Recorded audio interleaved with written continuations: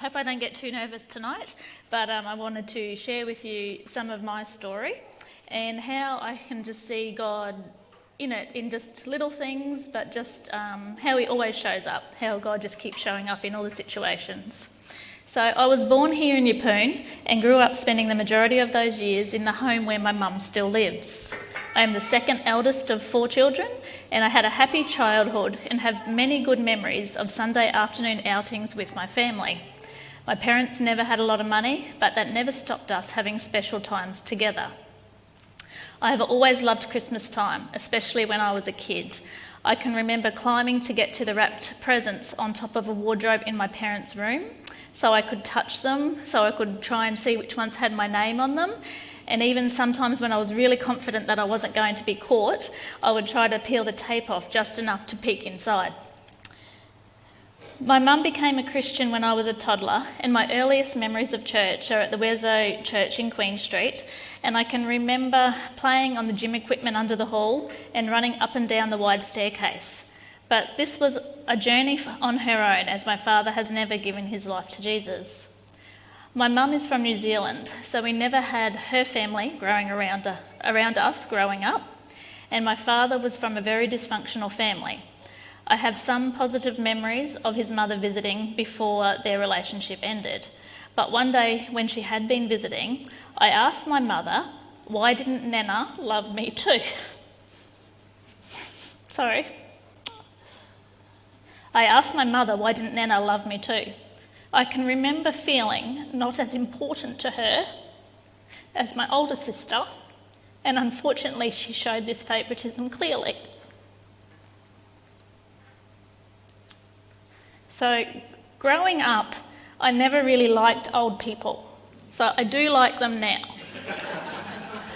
But I was never comfortable around them, and I think the lack of having grandparents in my life and what poor relationship I did have with my grandmother played a major part in that. I can remember once my father was in hospital and a couple from church drove mum and my younger brother and sister to the hospital to see him, as mum never drove. The lady decided to take my brother Luke and I into the nursing home, which was attached to the hospital, with her to visit some people. Well, for me, who wasn't a fan of the oldies, it didn't go so well. One lady was covered in warty lumps, and I was scared to even be in the same room as her.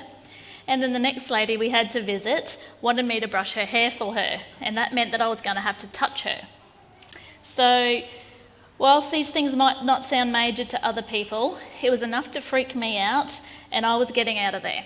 So I lied to the lady we were with, and I told her that I had to go to the toilet, and my brother said he did too, and we took off and we never went back in. In the older grades of primary school, I liked to hang out with some of the boys who were a little bit mischievous. They weren't really bad, but they were just a bit naughty. So we would ride our bikes around the high school, as it was near where we lived, and if they would ride downstairs, I would have to ride down the stairs, and then they would ride down steeper stairs, and then I would have to be brave enough to ride down the steeper stairs too. So I loved riding my bike around the neighbourhood and loved hanging out with them. My childhood best friend was named Michelle, and she was an only child, and she lived with her mum and stepfather. He was a big drinker, and I was always scared of him. One night, Michelle and I hid in her room, peeking out into the lounge room as he tipped a jug of ice-cold water over her mother's head and then proceeded to throw empty drawers from a dressing table across the lounge room. Her mum told us to stay in the room, which we did, and she sat there in the lounge room too scared to move. And then another night, when it had been arranged that I was staying the night at their house, Michelle and I were dropped to her home after the kids' club at the Baptist church. Her mum must have forgot that I was coming home with her, and there was a note on the table, and I can remember its exact words. It said, "Shell, go to bed, love mum." Well, we did, but not to sleep, of course. We talked and scared each other with scenarios of what could happen to us while we were home alone that night. Much later, we heard them come home, and there was nothing mentioned in the morning from them. Now, I never used to tell my parents that these types of things happened, and I know that's bad. But Michelle was my friend, and I loved to spend time with her, and I knew that my parents definitely wouldn't let me go back to her house if they knew what had been going on. So poor Mum was a bit shocked years later when I ended up telling her what had happened. Sorry, Mum. As a parent now, I can look back at these situations and see how God was protecting me while my parents had no idea what was even happening and what I was around.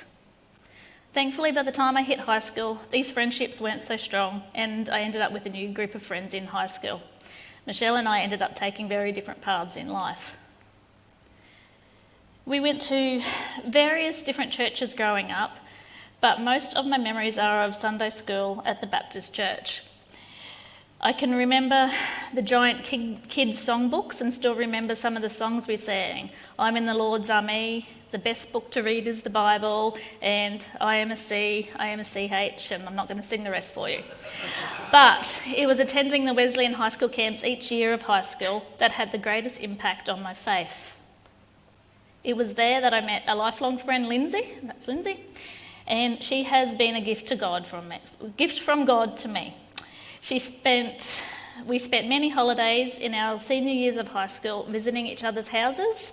We've been bridesmaids for each other, and we still love to see each other when we can. It was during a holiday to her house that I became a Christian. Her family was a very positive influence on me during my teen years. High school camp each year was a reinforcement of the path I wanted for my life, though coming home and living it is never easy. Satan doesn't like teens that love God, and there were many different influences around me. And whilst I did go to parties that weren't ideal, and I wagged some classes in year 12 that I didn't want to go to and that I wanted to spend time with my friends, and I found a really good way to do that was because I could write my own note, my own late note or the note the next day to say I wasn't there, and I had Mum's signature from something, and I used to keep it in my jewellery box and I'd trace it. So I'd get the note and I'd trace her signature, and then I had her signature and I was right. That won't work for you teens now because they text your parents, so don't worry about trying to do that. But overall, my high school friends was a good group, and my high school years were good years.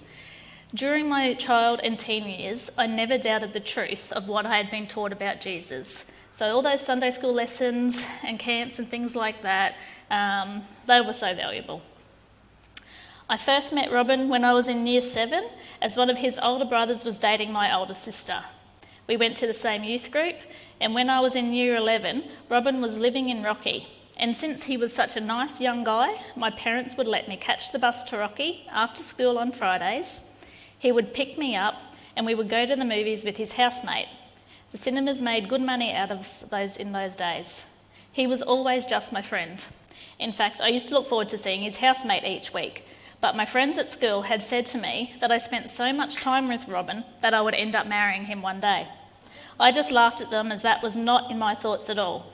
But we know that our ways are not God's ways, and God used that time for us to grow a wonderful friendship, and then when I had finished school, suddenly I just looked at him differently. God's timing is perfect, and we can see that in how he pieced this together. And that photo is when we weren't dating. I think you can tell that by the body language too. I had been accepted to uni in Townsville to study primary education. I really didn't know what I wanted to do, so I went, and my friend lived in Townsville. But I learnt quickly that when your heart isn't in it, and if it's not something that you really want to do, it's not a good reason to go to uni. There was also the added issue of Robin, and I came home after just 8 weeks. I started doing an office TAFE course, and after a couple of weeks was told to go to a job interview for a traineeship with a local insurance broker. I got that job and ended up working for him for 6 years, up until I was about to have Brock. They were years of much growth, and my boss became a mentor to me in many different things. Robin and I had been together for a couple of years and had a ski holiday to New Zealand planned with one of his brothers and another mate. Out of the blue one day, when I was driving in the car with Dad, he stopped and looked at me and said, "Don't get married, young. You have your whole life to get married." I never responded, as I was waiting for that ring on my finger and wanted to get married. So I never told Robin about the conversation either, didn't want to scare him off. And he proposed soon after on our ski holiday. So we came home excited, and I remember telling my parents we were getting married. Mum was full of joy and excitement, and I remember that Dad was like a stunned mullet. He just didn't speak or move for what seemed like a long time.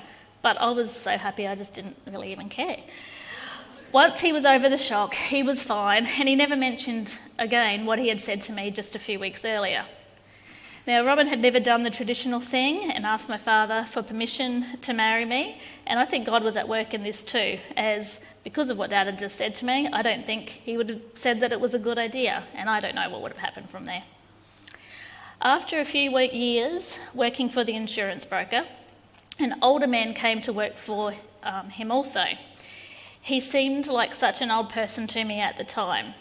He was 62 when he came. He had a limp from war days, which I think made him seem older, but to me, he was old, and I had to talk and work with him every day. But he was an awesome old guy, and it was through him and Robin's dad, who was about the same age, made me realise I didn't need to not like being around older people. That was a breaking down of feelings I had since childhood, and God used the loveliest men to be a positive example to me. My father is an alcoholic, and as you get older, you find out more things, understand more things, and you piece more things together. My mother doesn't drive, and Dad would always drop me off to youth, but I was always in need to arrange to get a ride home. He would say he'd just like to have a couple of beers and watch the footy, but everyone else was always able to get picked up by their parents. Anything at night required a ride home from someone else due to this. My father left 3 months before that's me and Robin when we were dating. Different body language.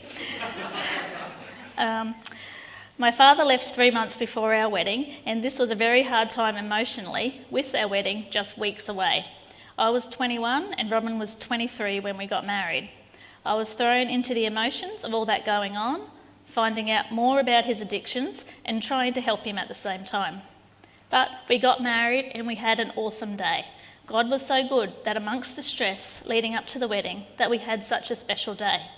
We actually stayed until it finished. We didn't leave early. We were not wasting a moment of our wedding. And so after that, we escaped on our honeymoon to Vanuatu and came home to live in a little beach house at Kinka Beach. My father's alcoholism impacted my life in various ways, mainly from the time I was married onwards. There are times when I would spend many hours trying to find out how to get him into rehab, time spent arranging to get him to doctor's appointments when he was hallucinating and telling the most crazy stories. This happened one year, the day before Christmas. He had been hallucinating but wasn't admitted to hospital. The doctor had told me not to tell him that what he was saying wasn't real, as to him it was as real as me standing before you now. Well, I failed miserably at that, and after telling him all the crazy things he was telling me had never really happened, I yelled at him to get out of my car with some words that I don't use, and I think he was as shocked as I was. I know I was under enormous stress from the whole situation. This really showed me later that I wasn't coping with the whole situation. The doctor had given me his tablets and told me to only give him enough for 1 day at a time to eliminate him from overdosing. He was staying at the time in a local caravan park. But after a couple of days, even just having to go there every day and seeing him again and have those conversations was draining. And I just decided that I would give him 2 days at a time. And then I decided that I just couldn't do that anymore. I was angry with him for not changing and doing something about it. I was angry with him that this was happening right on Christmas, and I had my emotional level sky high. So I figured he hadn't taken the ones I had already given him all in one go yet. So I gave him the whole box and I left him to it. I am thankful for God's protection in this time, and that he never overdosed when I didn't do what the doctor said and just gave him the whole lot, and that I never had to carry the guilt from that. I had hit my limit and God knew, and he was in control. For a long time I tried to fix him, but I learnt over the years that I cannot fix him and I cannot make him change. He has to make this decision himself. It doesn't mean that I have to accept all types of behaviour from him. We created boundaries to protect our own little family. At times when I was so involved in trying to help him, the pressure and burdens became great, and it did have an impact in my home. One night I got a call to say he was being flown by helicopter to Mount Isa Hospital and that they weren't sure he would survive. It was due to his alcoholism. I tried calling the hospital, and even as his next of kin at the time, they wouldn't give me information. A friend who was a doctor knew what was going on. They called as our family doctor and got the information we needed to know about what was going on with him, if he was going to die.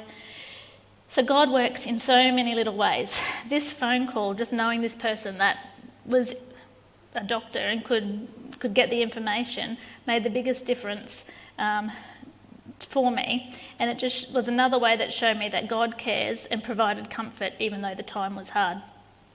Years later, I was really angry with him about something that was really dumb he told me that he was going to do, and I absolutely told him so. I told him that he wasn't welcome to stay at my home if that was his plan. Well, after this, there was well over a year, it might have been closer to 2, and I hadn't heard from him.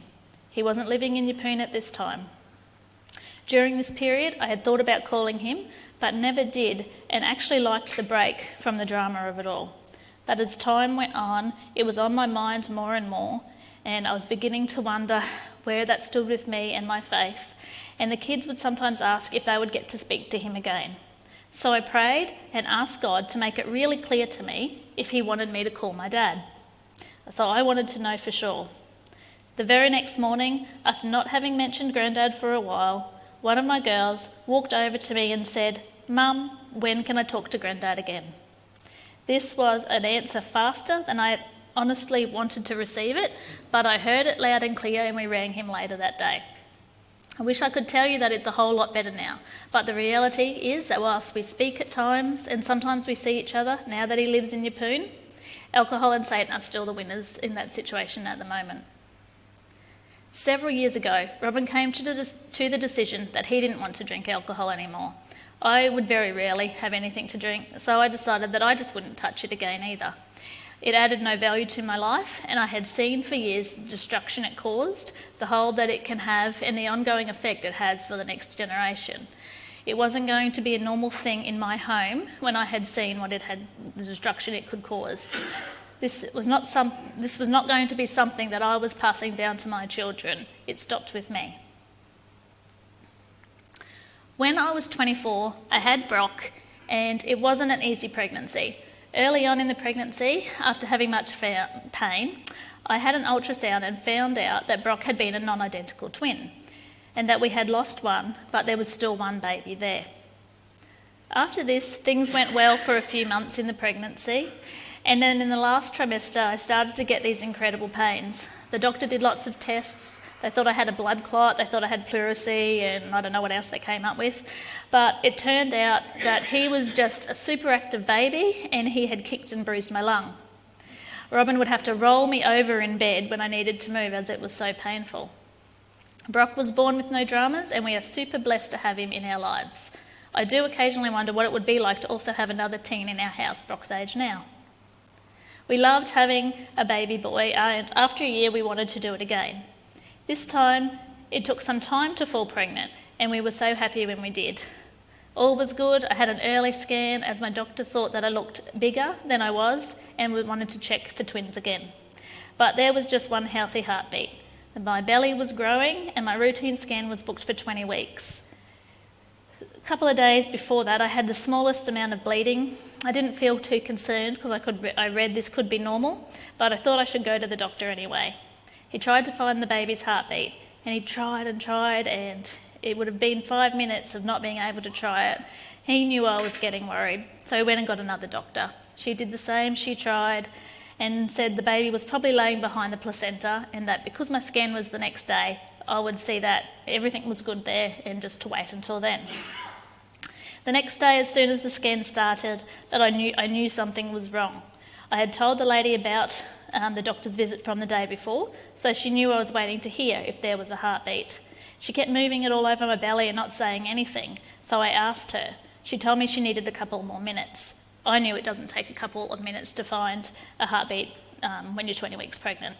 So I started to cry, and she told Robin to hold my hand as she had bad news. And that moment then when she told us, that was the hardest of it all.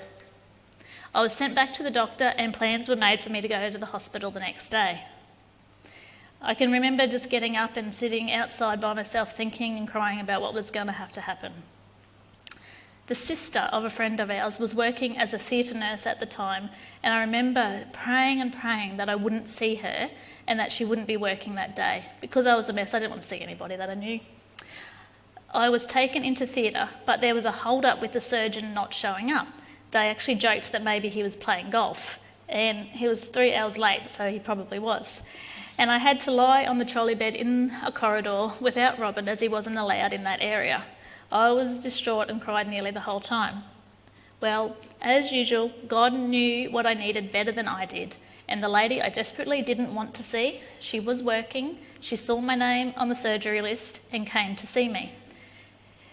She was actually working in recovery that day, but during those long 3 hours she kept coming back to see me, which God knew I needed very much, and came with me and held my hand when they put me under.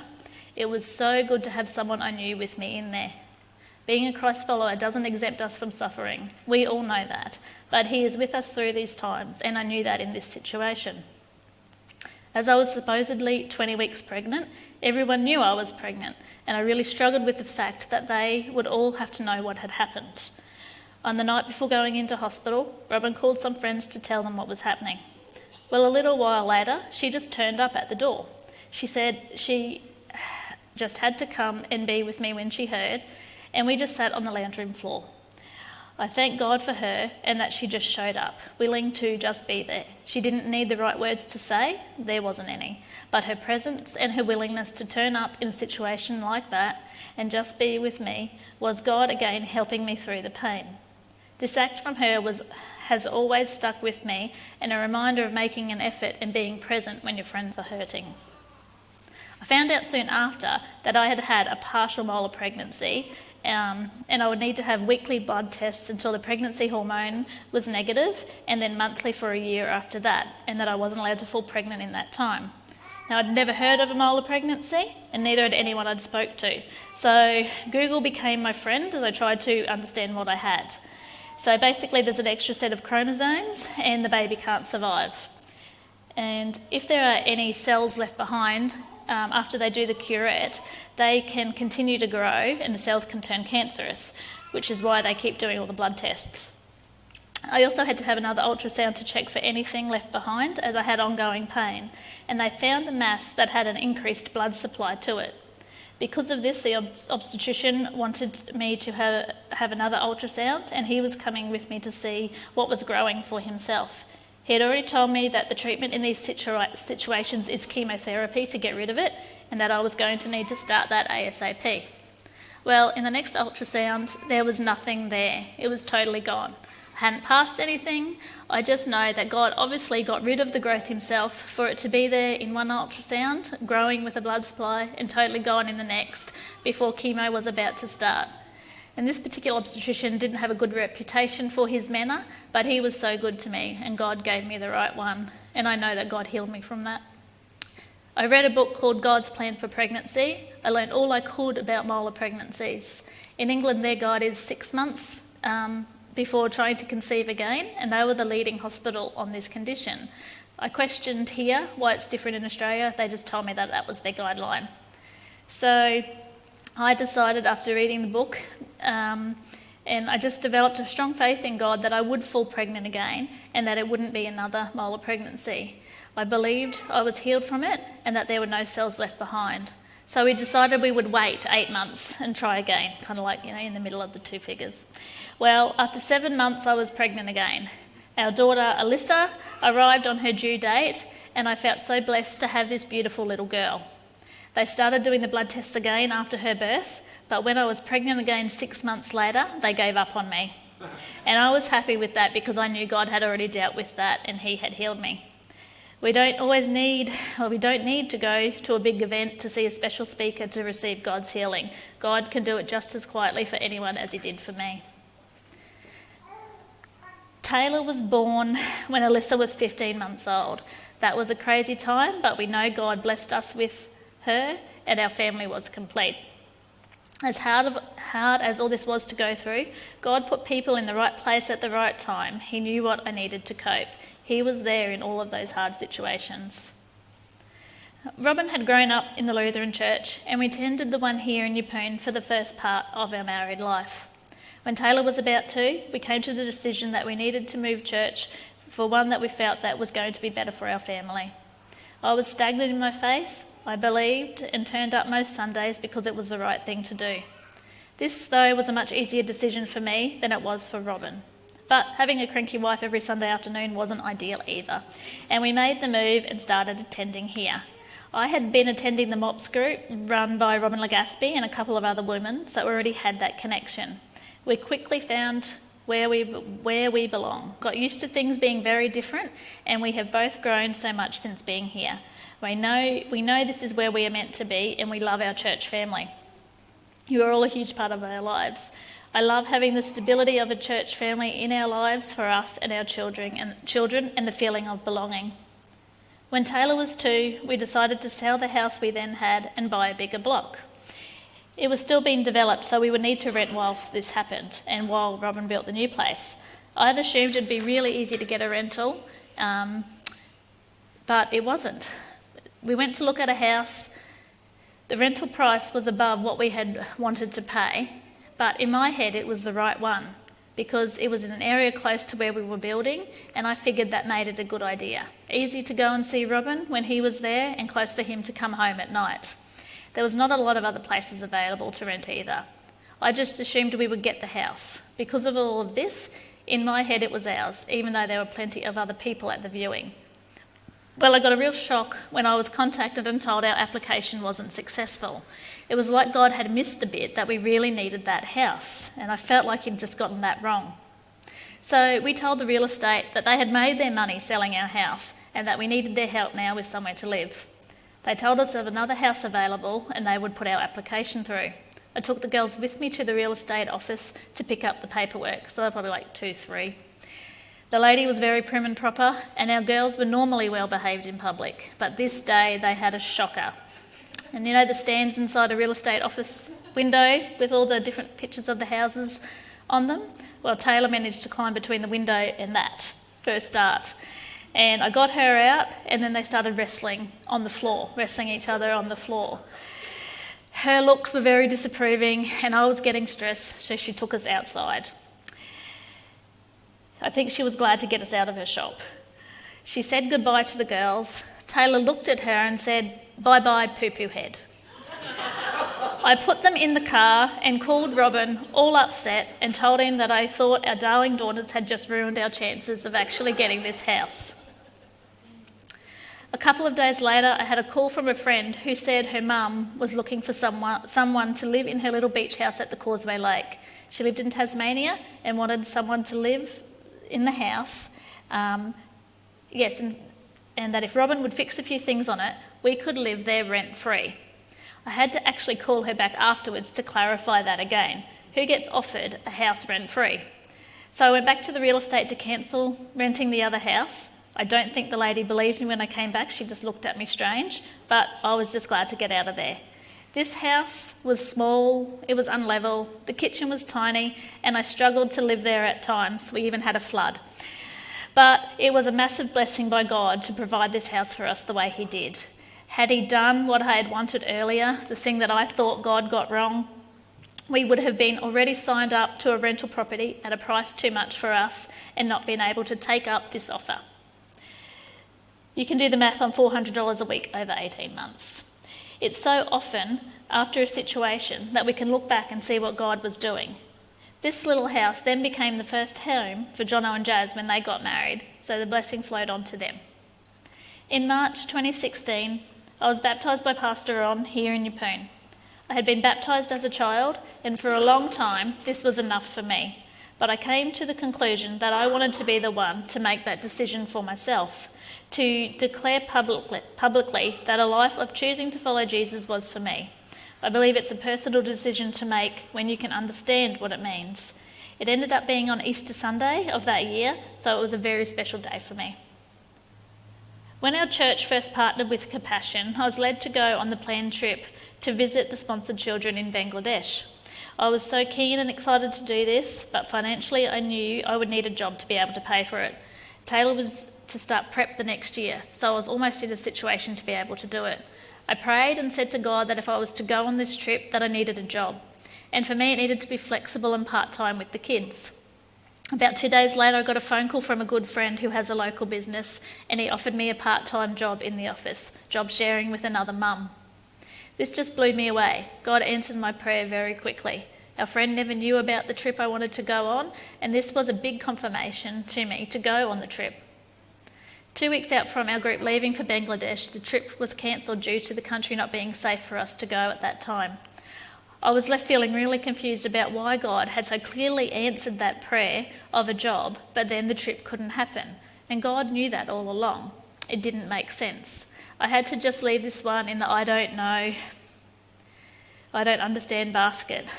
After a couple of years, and once Robin had started to work for himself, I stopped working in that job to focus on our own business. But after a year, the lady I had job shared with fell pregnant and called and asked if I would come back for 6 months, just a couple of days a week, while she took maternity leave. I agreed to do that, and 6 months turned into 2 years. It was during that time that the compassion trip to Indonesia was planned, and since I was back at the job that God had provided earlier, I was able to go on this trip.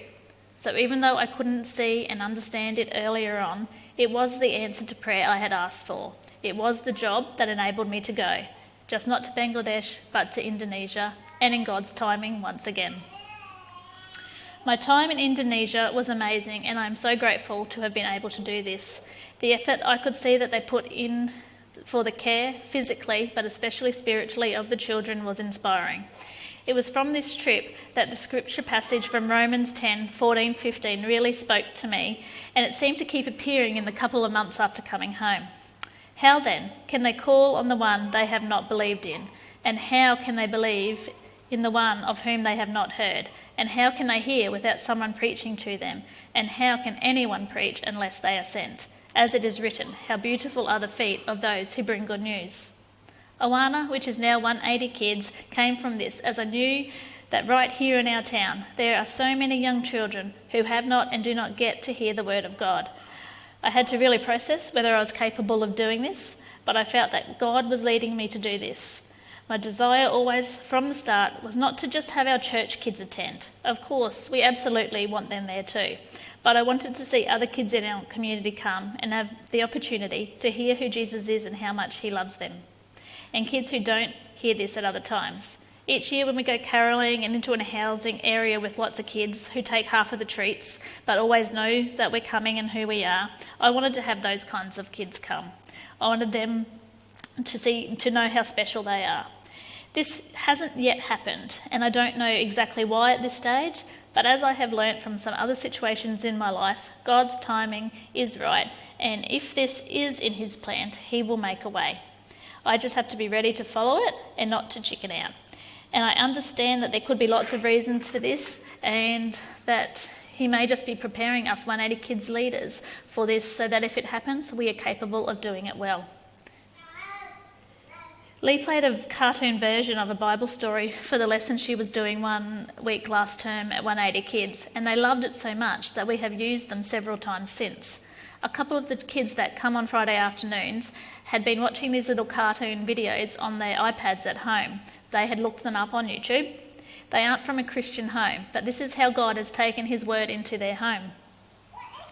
It made me so happy just to hear this and know that whilst they are playing listening to them, their parents are also hearing it too.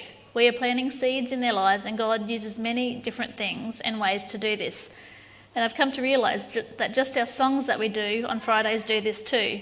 When these same boys' parents told me that when they were travelling on the holidays on a long car trip, they asked for Rachel's songs, which that means those. I have never had big career goals. I always wanted to get married and be a mum, and I have that. The person that I am to others, as a wife, a mother, daughter, sister, friend, is what I care about more. If I'm failing in these, then nothing I could be achieving through a job really means anything. I want to remember the priority of what's right in front of me, my family. I've never liked being an up-the-front person. I don't like being in the spotlight, and I much prefer helping behind the scenes. I have often not considered myself good enough to do things and had a low self-esteem. I find it hard at times to take compliments. This is why, to get to the point of doing 180 Kids, I had to deal with these thoughts and remind myself of what God's word says about me, and trust that even though my personality is so different to the person who used to run the kids club several years ago, and not comparing myself to her, and be willing to do what I believe God was asking me to do. I can look back at my life so far and see many times when God's hand of protection was upon us. It wasn't luck, but God. We were at a swimming park when the kids were younger, at a holiday park when the kids were younger, and the girls were still needing to wear swim vests. We were in the shallow area. We would let them take them off and have a turn without them. The following day, as we were heading back to the pool, Taylor was keen to swim like a big kid again, and we hadn't put their vests on them yet, as we were planning to let them have that swim first. We entered the pool area, walked over to an area to put our stuff, kick off our shoes, and it was then that I realised that Taylor wasn't next to us. We frantically looked around for her and saw a man lift her out of the water and put her back on the side of the pool. I raced over, and he said she had walked over to the pool and jumped in full of confidence that he thought she could swim, but he quickly realised she couldn't. Drowning is silent, and I saw how easily that day a child can drown in a pool when lots of people are around. But that man had his eyes in the right spot, and it was another time in our lives that I felt God was present and know these situations aren't luck, they are God. We have always placed a priority on being able to spend time as a family on the holidays and get away somewhere when possible, camping trips or trips with friends, and we have many great memories of the things that we have been able to do together. These have been precious moments for me, and I am thankful for the opportunities God's given us. It's a wonderful thing to go on adventures and try new things with your own children. Our trip to Malaysia last year gave us the chance to do some fun and crazy things together we would never do here. They saw the God the people worship in the Christian churches we visited is the same one true God that we worship. And they were also able to see firsthand some of the Muslim ways of doing things, which enabled us to have great conversations with them about other religions, which are important conversations to have. God is continually growing me. I have much to learn and become better at, but I can see how much things have changed for me. And last year I started to study through TSM to do my Diploma of Christian Ministry. I do not know what I will do with it at this stage, but God will show me in time. I haven't done anything with it this year, but I am determined to kick back into it and not let self-doubt and fear take over. I love to see God in the little things he does for us, not just the big things. He cares about the little things that are important to us too. I have a prayer journal where I have written down answers to prayers at times, even the little things like finding my purse when losing it on holidays. I can look back at these things, and they are great reminders of God's faithfulness of things otherwise easily forgotten. It is easy to overlook some of these things God does as luck or coincidence, but God is behind these things too and cares about the smaller things. A few years ago, we had booked a stay at a farm stay in Maloney. I had researched it and saw pictures of a beautiful big tree. They have weddings there, and there was pictures of brides with, in front of the tree. And it just really caught my eye, and I hoped that we would be able to find it when we stayed there. I honestly don't remember if I did pray that we might see this tree on the property, or just hoped that we would. When we arrived, we went to our cabin. I was thrilled to discover this magnificent tree was right next to our little cabin.